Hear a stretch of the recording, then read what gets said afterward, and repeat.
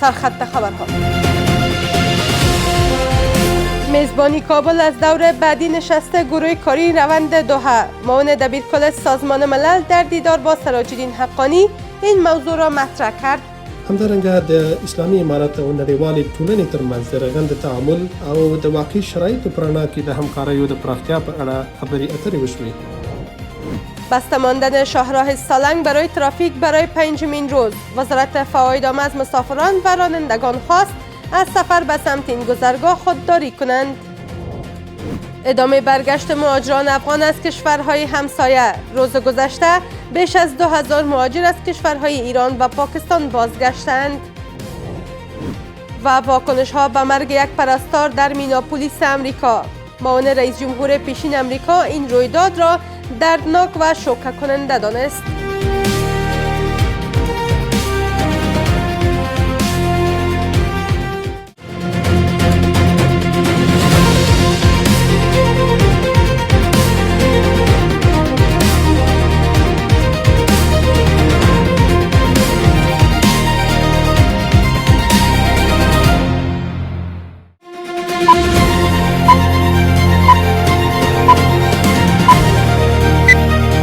سلام و وقت شما بخیر. به مجموعه خبری این ساعت از میز خبر خوش آمدید. امروز یک شنبه 5 دلو 1404 هجری خورشیدی است که برابر می شود با 25 جنوری 2026 میلادی.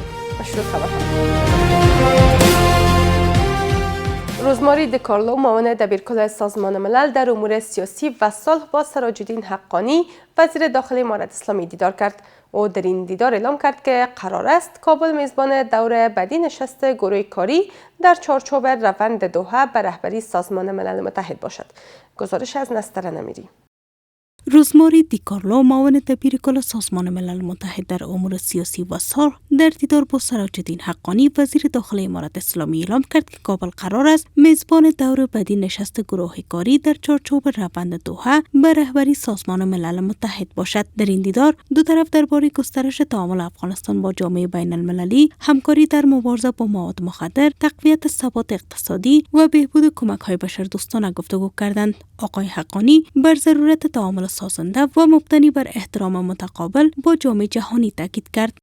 د کورنیو چارو خدمت وزیر زیاته کړه چې د مخدره موادو کرکېلې تولید او قاچاق پر وړاندې جدي او عملی اقدامات ترسره شوي چې له عملي مثبت پایلې لرلې دي. همدارنګه د اسلامي امارت او نړیوالې ټولنې ترمنځ د رغند تعامل او د واقعي شرایطو پر رڼا کې د همکاریو د پراختیا په اړه خبرې اترې وشوې. علیرضا بگدلی سرپرست سفارت ایران در کابل نیز با روزماری دیکارلو درباره فعالیت یونما و همکاری سازنده ایران در افغانستان دیدار و گفتگو کردند.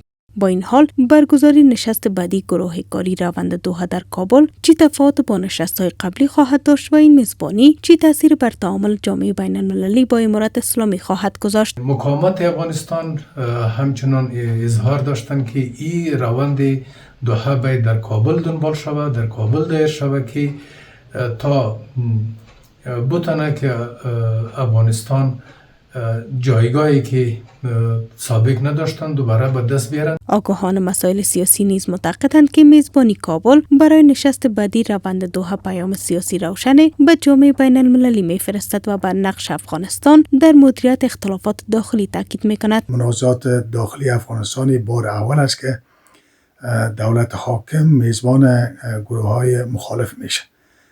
آن یک پیشرفت فوق‌العاده خوب است و این پیام واضحاً به جامعه افغانی و جامعه جهانی میرسونه که افغان ها میتونه که مشکلشان با خود در داخل افغانستان حل کنند. روزماری دیکارلو معاون دبیرکل سازمان ملل در امور سیاسی و صلح در سفر 3 روزه خود به کابل با امیرخان متقی وزیر خارجه امارت اسلامی نیز دیدار و پیرامون امنیت، ثبات، مبارزه با مواد مخدر، رفع محدودیت‌های بانکی و ادامه همکاری‌ها برای تسهیل کمک‌های بشردوستانه گفتگو کردند.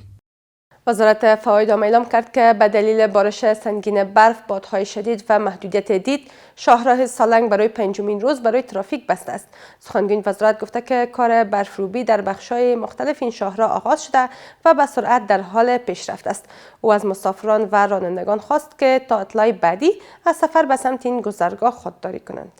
کمیسیون رسیدگی به مشکلات مهاجران اعلام کرده که روز گذشته 1601 مهاجر افغان از کشورهای ایران و پاکستان به کشور بازگشتند. حمدالله فطرت معاون سخنگوی امارت اسلامی به نقل از این کمیسیون نوشته که این افراد از طریق پل ابریشم، اسلام قلعه، اسپین بولدک، ترخم و بهرامچه به کشور بازگشتند.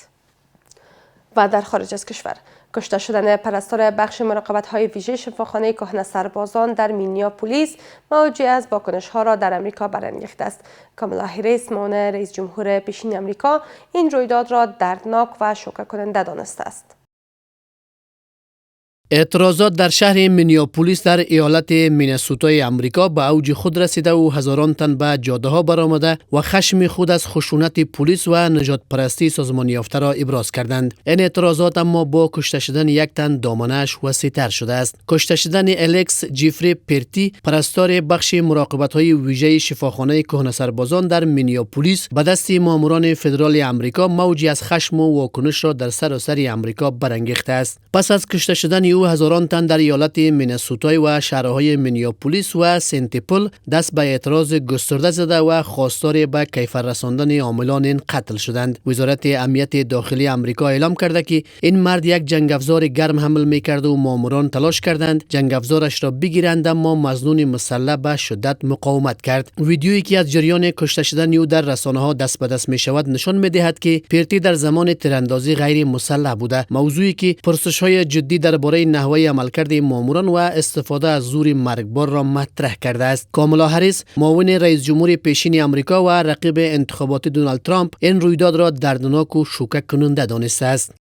این یک رویداد دردناک و شوکه کننده است. پرتی زندگیش را وقف خدمت به جامعه کرده بود. همزمان شماری از دموکرات‌های کانگرس خواهان تحقیق مستقل شدند و تهدید کردند که بودجه اداره مهاجرت را به چالش می‌کشند. شماری از کاربران شبکه‌های اجتماعی نیز نوشتند که ماموران پلیس فدرال آمریکا هزاران معترض را بازداشت و تعدادی را نیز به قتل رساندند. اما جی دی وینس معاون رئیس جمهور آمریکا اعتراضات مینیاپولیس را مهندسی شده می‌داند. این سطح از آشوب مهندسی شده منحصر به مینیاپولیس است. این نتیجه مستقیم آشوب طلبان چپ افراطی است که با مقام‌های محلی همکاری می‌کنند. تحلیلگران معتقدند که این رویداد بار دیگر بحث‌ها درباره استفاده از زور توسط نیروهای فدرال و امنیت شهروندان ملکی را داغ کرده است. به گفته آنان، امریکا در حال پلیس ایران را به کشتن معترضان متهم می‌کند که خود دستور شلیک به اعتراض کنندگان را می‌دهد. سپاسگزاری میکنم از همراهی شما تا این دم. به همین ترتیب رسیدیم به پایان مجموعه خبری ساعت از میز خبر. تا دیدار بعد، خدا نگهدار.